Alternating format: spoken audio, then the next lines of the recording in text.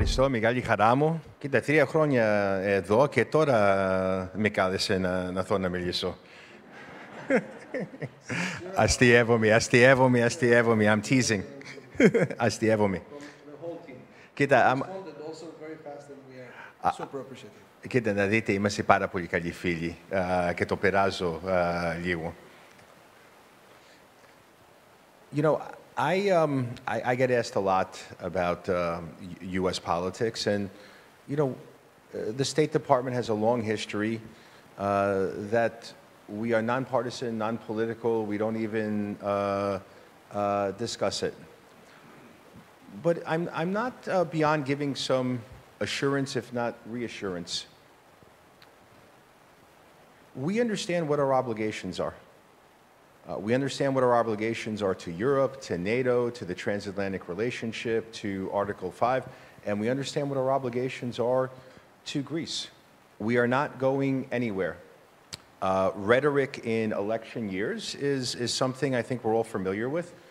There was certainly rhetoric in the run-up to the 2023 elections in Ankara and Athens.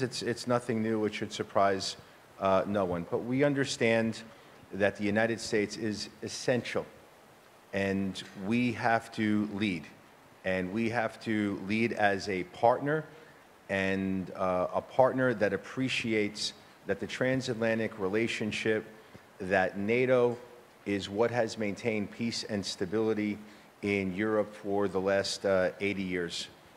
My parents grew up in Greece. We know full well what can occur if there is not peace and stability in the region. Having said that, over the last 15 or so years, over 4 prime ministers and 4 very, very different prime ministers in 3 different parties, and over 3 presidents and 3 very, very different presidents of the United States, the U.S.-Greek relationship has only strengthened and deepened. It is about values, but it's also about interests. In a region full of instability, and you can go around the map where Greece is, go to the north, go to the east, go to the south, you know, we are dealing with instability, if not outright crises. Situations that I haven't seen in my lifetime. And right in the middle is Greece. My predecessor, Ambassador Pyatt, who did an outstanding job, called Greece the pillar of stability, and he was right. I call Greece the essential ally in the region, because Greece is a stability provider, and they act with principles and values. In the almost 3 years I've been the ambassador, I have never seen Greece act in a dishonorable fashion. And I'm proud to be the U.S. ambassador here. The partnership is real, and I think it benefits both the United States and Greece. We talked about values, we talked about principles. There's a commonality there. What is of the most important U.S. interest here is to make sure that Greece anchors NATO's southeastern NATO flank, F-35s, upgraded F-16s, MH-60 Romeo helicopters, submarine hunters, new Black Hawks. We gifted Greece 1,200 M11-17s, Mark Vs, Predator-class ships, Protector-class ships, and a whole host of anything, C-130s, and a whole host of other things that are forthcoming. Because having Greece be strong not only provides Greece with deterrence, but it also enhances their interoperability with NATO countries and in the U.S. That's an important U.S. interest.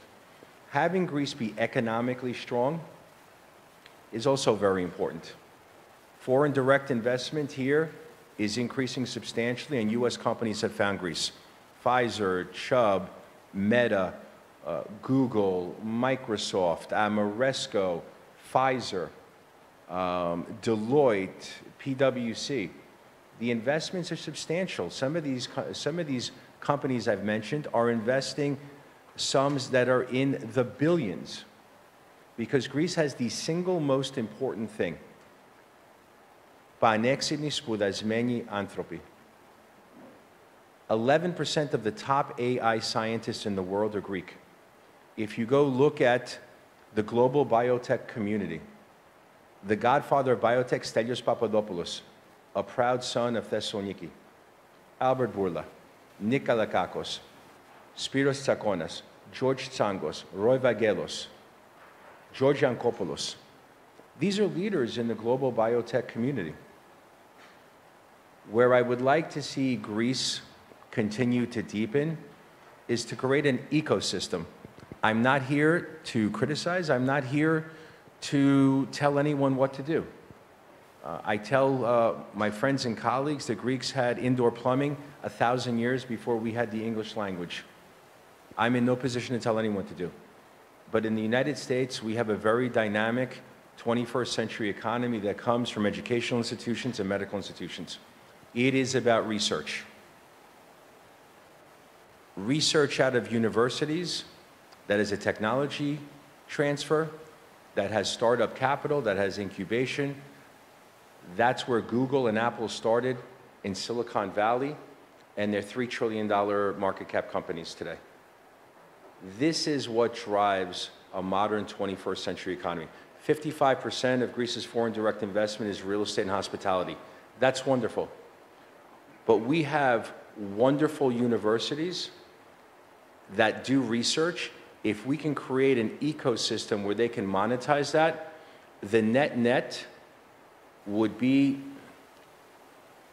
you would have greater competition for workers, which would create better paying opportunities and jobs for most people.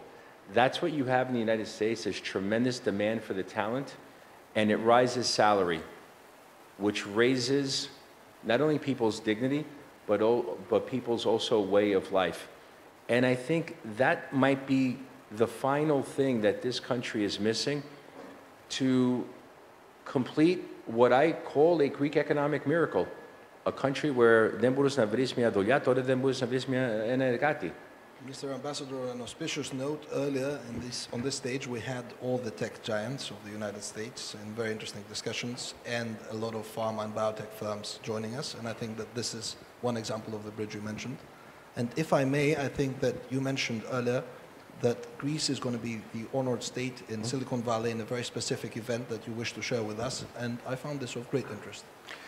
You know, before I get into the plug-and-play, and I'm glad you mentioned that, Greece hosted a global Our Oceans conference. We had the global DEA conference in Greece, where people came from 130 countries.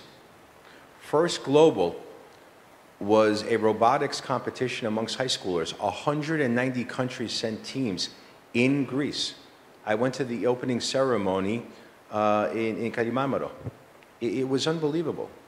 So it shows the respect the United States has for Greece, where we're hosting important global conferences here. Plug and Play in Silicon Valley has their annual conference.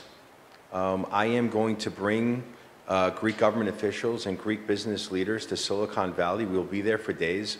NVIDIA, Google, Stanford University, IA Center, and Greece will be the honored country. I would welcome the opportunity to expose Greek politicians and Greek business owners to what has worked in the tech community in Silicon Valley. And if you wish to replicate it, it has been an outstanding and very dynamic economic success stories. Κοίτα, ξέρεις την ιστορία μου. Μάνα και πατέρα που είναι πολύ μικρό φτωχό χωρό. Δεν είχαν ρέμα, δεν είχαν νερό. Όμως πήγαν στην Αμερική, δεν ήξεραν γλώσσα, δεν είχαν χρήματα. Όταν γεννήθηκα, ο πατέρας μου ήταν σεβιτόρος. Όμως η Αμερική μας άφησαν ευκαιρίες. And these opportunities allowed me to get an outstanding education, build a business, and be able to serve my country. I want every child, regardless of where they were born, to have the same opportunities to climb the ladders of success and to be the best version of themselves. I want the United States and Greece to work together to be beacons of opportunity and possibility. This is our ethos. This is the work we have to do. And it starts with opportunity. It starts with creating an ecosystem that everyone can participate in, that we can climb the ladders of success, because prosperity speaks to stability and peace. That is the work of diplomats, and that's what I want to see not only continue in my country, which is far from perfect, but we are opportunistic. But it's also what I want to see in a U.S.-Greek partnership as well. My wife has 7 first cousins in Lamia, 2 first cousins that grew up in İ.P.A that live in London. I want every child born in Greece to have every possible opportunity to climb the ladders of success. That's what every parent wants. But I want my country to not only love the children that are born in the United States, to love the children in Greece and every other country. Because that is our ethos. We cannot call ourselves a civilized society unless we're equalizing opportunities, that my daughters have the same opportunities as my son, that we have gender equality in the C-suite, that we give opportunities to those that may be different from us. My parents were immigrants. They were accepted, they had opportunities, and I think the United States benefited.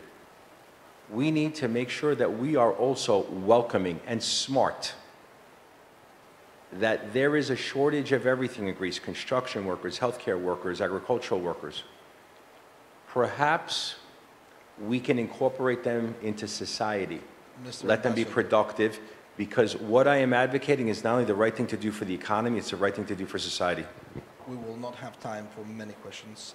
In fact, people are waving to me already, but may I just say that you didn't answer politically, but you gave us the true feeling of statesmanship that any leading diplomat of your caliber can exhibit in such an entrepreneurial audience in order to guide the way for cooperation and investments from the entrepreneurial society itself.